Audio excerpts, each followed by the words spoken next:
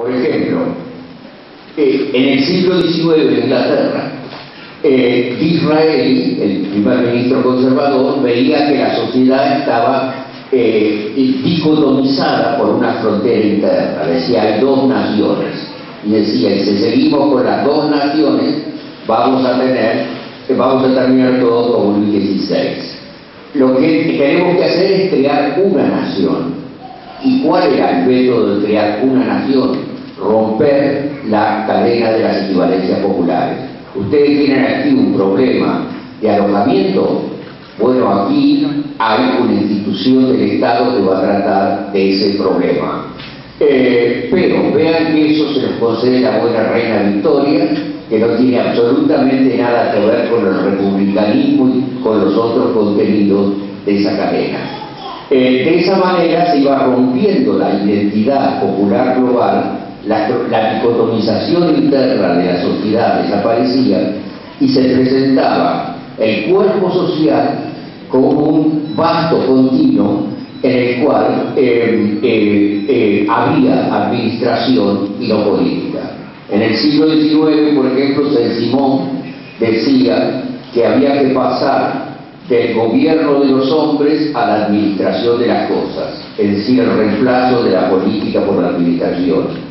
Y si ustedes piensan en América Latina, el lema del general Roca en 1880 era paz y administración, la eliminación de la política. Y todavía ustedes ven hoy día en la bandera brasileña el lema positivista, orden y progreso, que es una expresión clara de este tipo de orientación.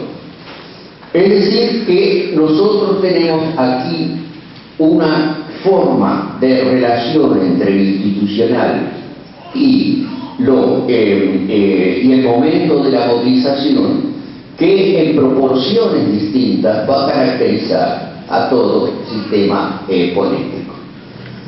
Ahora bien, ¿cómo es que se va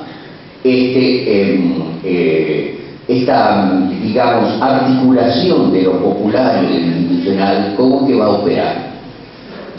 Quizás el punto de partida mejor sería recordar la forma en que se consideraba el liberalismo y la democracia en Europa a comienzos del siglo XIX.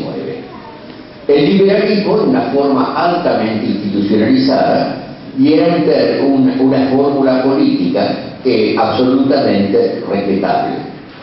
Democracia, por el contrario, era un término peyorativo, porque se la identificaba como el gobierno de la turba y el odiado jacobinismo.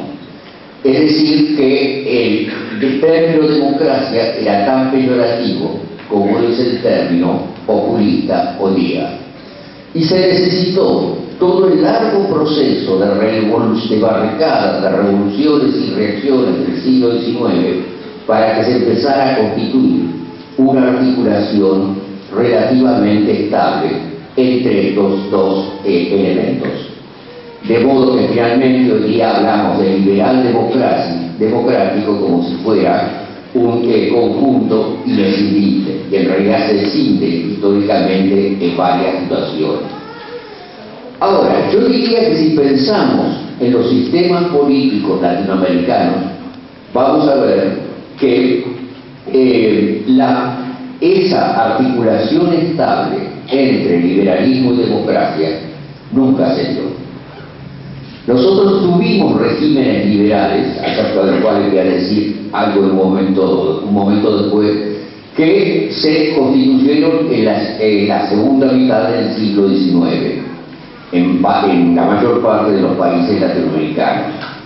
Pero estos regímenes liberales no eran en absoluto democráticos, se basaban en maquinaria clientelística que desconocían las demandas de las masas.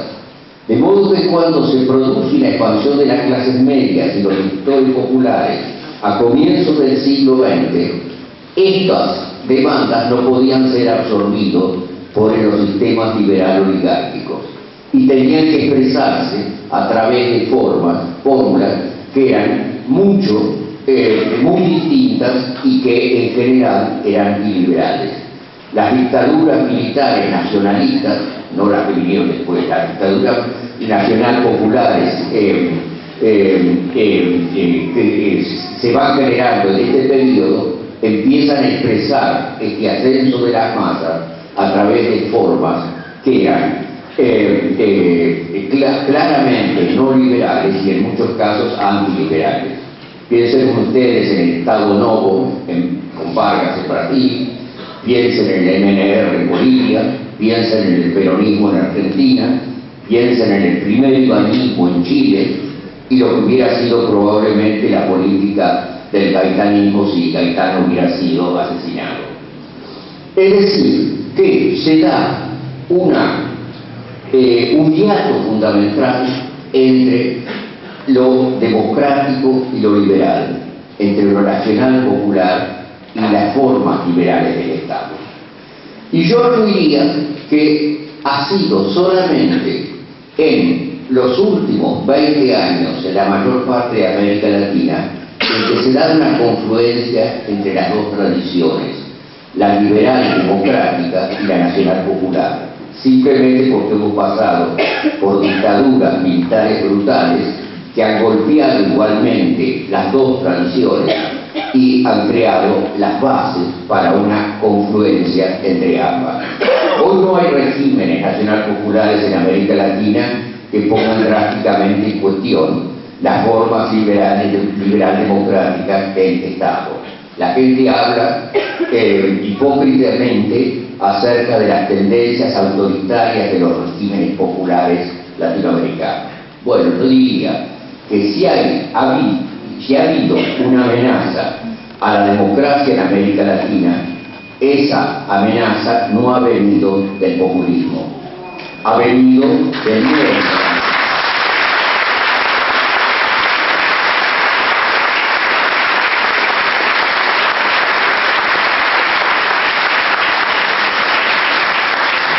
El plan económico de José Alfredo Martínez Dios no se hubiera podido implementar en la Argentina sin la dictadura de Videla, y la política de los Chicago Boys en Chile tampoco hubiera sido posible sin la dictadura de Pinochet. Es decir, que el peligro autoritario viene por ese lado, definitivamente no viene por las formas populistas. Ahora demos un paso atrás y veamos cómo se estructuraban políticamente esos sistemas anteriormente al año 30, que es la edad de oro del liberalismo oligarquico. Fundamentalmente aquí en la Argentina, bueno, estoy pensando en el área de Buenos Aires, pero estoy seguro que no les estoy diciendo a los rosarinos nada que ellos no sepan. Se estructuraba maquinarias políticas de tres niveles. El nivel más bajo era el de los punteros, que manejaban 3 o 4 manzanas en una ciudad. Y el sistema era cambiar favores por votos. Si ustedes habían dado una puñalada a alguien en un baile y estaban en la comisaría, el puntero tenía contacto con el comisario y lo sacaba. Si ustedes necesitaban una cama en un hospital en una época en que el servicio asistencial era muy incipiente, el puntero les conseguía la cama del hospital. Si su hija se había recibido de maestra y necesitaba un cargo de maestra, el puntero tenía contactos en la municipalidad. Y a cambio de eso se le daba el voto. O sea, como ustedes ven, a ese nivel era lo contrario de la lógica equivalencial entre demandas de las que hablábamos antes. Ahí había demandas puramente individual, vehiculizadas a través del sistema institucional por el puntero. Por encima del puntero estaba un segundo nivel que era el de los caudillos. Y los caudillos,